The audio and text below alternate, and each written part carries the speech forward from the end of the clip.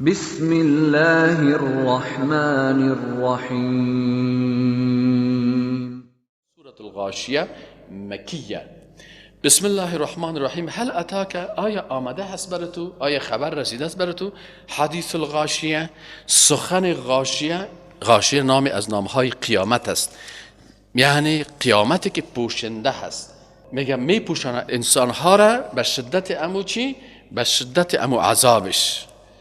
از این خاطر غاشیه میگن، غشا پوش یا پرده را میگن. هل اتاک، آیا آمده است بر تو ای رسول الله صلی الله علیه و حدیث الغاشیه، سخن قیامت، قیامتی که پوشنده هست، می پوشانده انسانها را امو شدت حول قیامت. وجوه، این روز قیامت روز است که وجوه یک تعداد روحها یومئذ، این روز خاشعتون بسیار ذلیل می باشه. یکی خشوع و ذلت در دنیا هست، کسی که در دنیا خشوع نکنه باز این خشوع و ذلت در آخرت نصیبش میشه.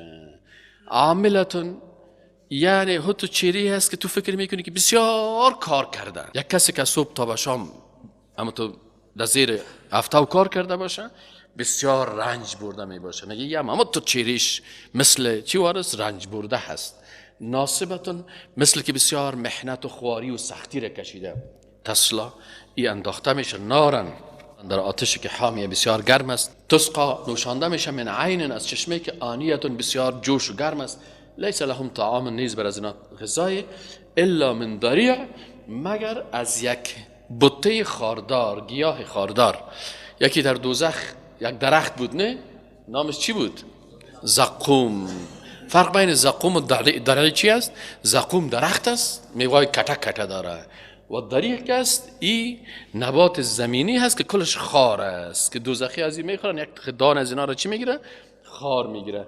لا یسمنو، نه چاق میکنه، ولا یغنی من جوع، و نه هم فایده میکنه، دفع میکنه گرسنگی را، بلکه عذاب. وجوه، الله متعال میگه در مقابل از این روحهای دیگه، اشخاص دیگه هست که از چهره هایشان معلوم میشه یومئذ، در این روز، ناعمتون، که بسیار تر و تازه میباشن. لسعیها راضیه. چرا تر و تازه می باشه؟ به خاطر که لسعیها راضیه، به سعی و کوشش کرده از اون راضی هست. در کجا می باشه؟ فی جنت عالیه، در جنتی که بسیار عالی مقام است. لا تسمع فیها لاغیه، در این جنت نمیشنوه سخنای بیهوده را. فیها عین جاریه، در یک چشمه است جاری که همون تو جریان داره می رود. فیها، در می جنت، سرر مرفوعه، سرر تخت های است، مرفوعتون بسیار با رفعت و بلندی، و اکواب و گیلاس هایش موضوعه که نهاده شده تیار، و نمارق و بالش هایش مصفوفه که همون تو پالو در پالو چیده شده است، و زرابی و فرش هایش مبثوثه هموار شده و گسترده. افلا ینظرون، چرا ای کافران نظر نمی الی الابل، به طرف شتر.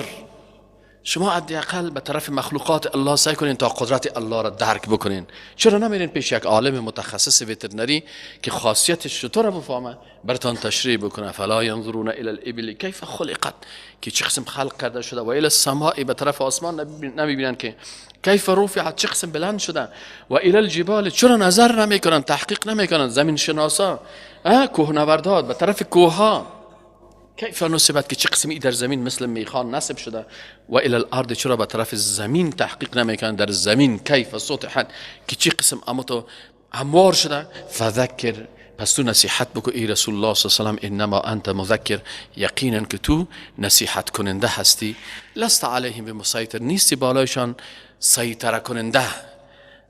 تو سیطره و قدرت نداری که به زور اینا را به دین داخل کنی، بلکه نصیحتشان میکنی.